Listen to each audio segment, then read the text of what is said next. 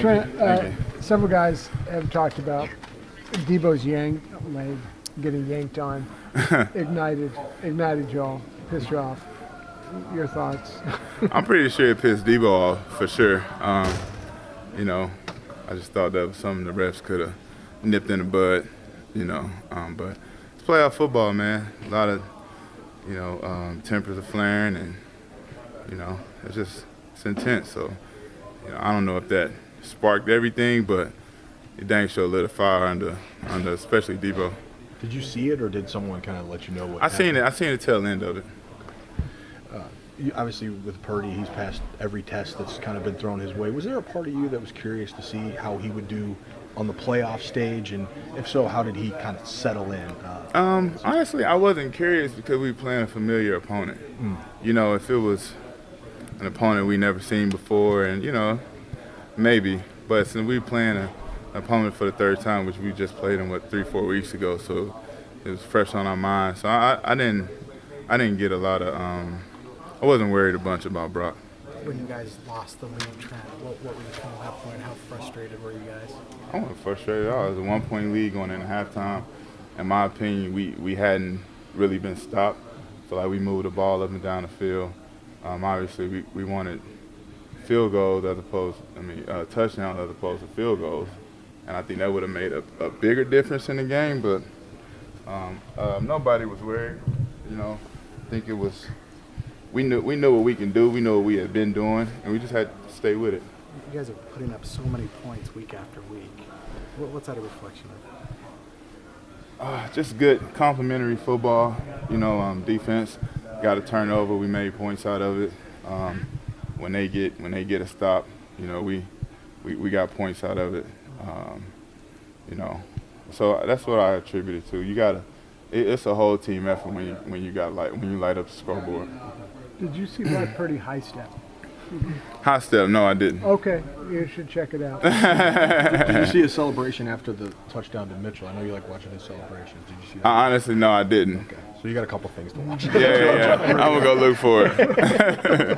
having played for Shanahan, I don't know, like a decade ago, and seeing how he's evolved as a coach and play caller, and given the weapons that this offense has, what stands out to you about his evolution as somebody pulling the strings for this offense? I think he's just so detailed, man, and he just knows the game of football like nobody I've ever been around.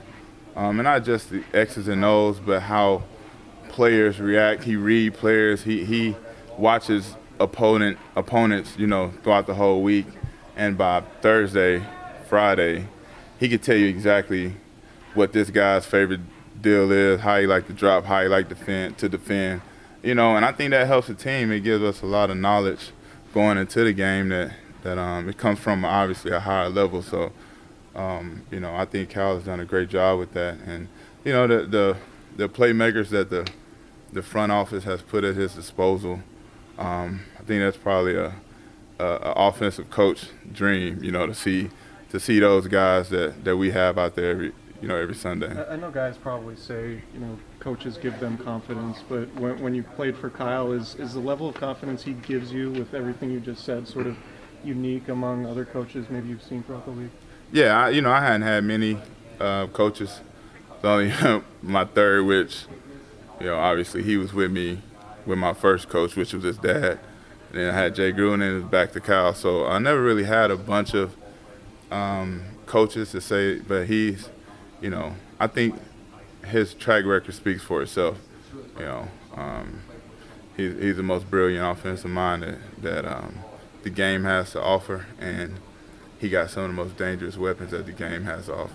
How is Christian McCaffrey kind of unlocked his value to a different level since he arrived? He gave us another positionless player, and obviously George, Juice, Debo, those guys, and even Jawan wear a lot of different hats. But to be able to get another guy who is similar to a Debo, and Debo unlocks a lot of things, but similar to a Debo where he's can play wide out, can play running back, very smart player.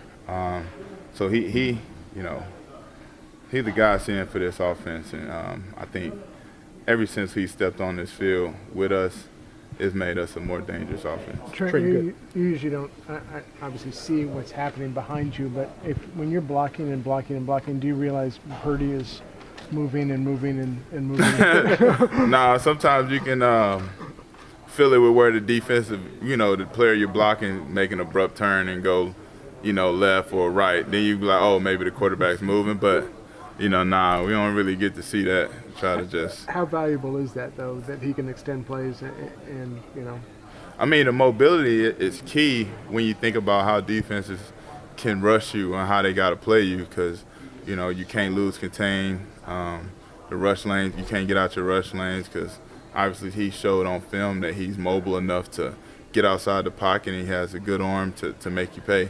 So I think that just gives the defense one more thing to worry about. It's only been 6 or 7 games Purdy's played now. You guys all seem so unsurprised by everything that he's doing. Is there anything he could do that would surprise you at this point? And what would that be? I mean, probably so, but I mean, just what we ask him to do, what Cal asked him to do, we know that he's fully capable of doing that and more. And we don't act surprised because we've been seeing it since training camp. And I even pulled him to a side right after final roster cuts, and just to tell him that, hey, a Mr. Irrelevant making a team is huge.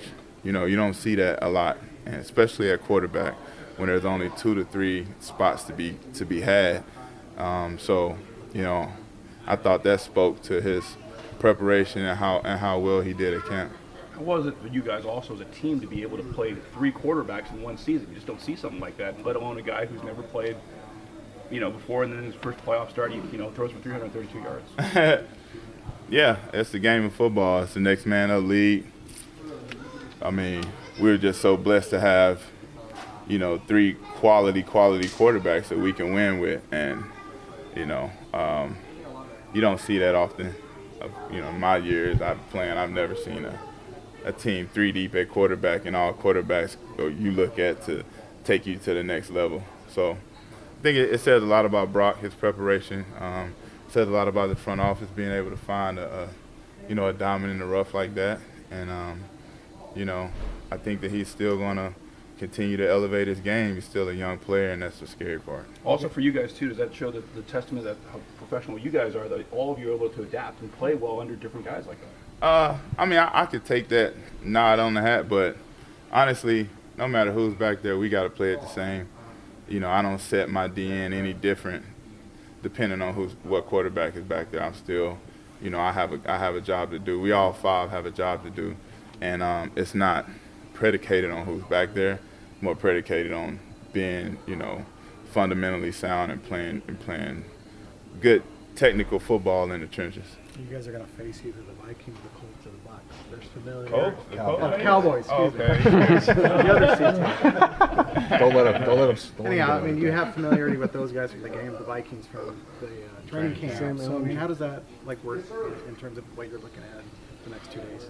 I'm not gonna put too much stress into who we playing. I mean, one thing we know for sure is they're gonna have to be here Saturday or Sunday next week. I think we're gonna enjoy this win tonight, get a chance to kick back and watch some more playoff football, especially tomorrow, then Monday. And whoever they put in front of us, man, it's another step, another test, and we got to continue to move forward and take steps. Has any other member of the offensive line impressed you with how far they've come this season? Yeah, definitely. I mean, all 3 of the interior. I mean, honestly, everybody. You look at Mike, how far he's came. Obviously, the young guys in the middle, not Jake being young, but having his first year where he's the guy. I think they all have exceeded expectations, and we knew that they were really talented. But, the consistency and play that they've showed throughout this long season, especially long for a guy like Spencer, who's a rookie, probably never played football in January. So for him to continue to move forward, and obviously he rotates in with Dan, so coaches do a good job of keeping them fresh, not overloading them. But I think him, Banks, Brendel, they've all done an amazing job, and I think they've played their butts off the whole season. I know you're a big hoops guy. LeBron James tweeted about Brock today. Oh, yeah? What's your level of jealousy on that? Nah, I'm not jealous at all. I love the fact that Brock is getting the attention, that he deserves. And, he is a good player, man, and I think anybody who watch football can see that. I'm not saying that he's the next Aaron Rodgers or Pat Mahomes, but, he does everything that we need him to do and more, and I think we can continue to win with him, obviously. All right, Trent, appreciate it.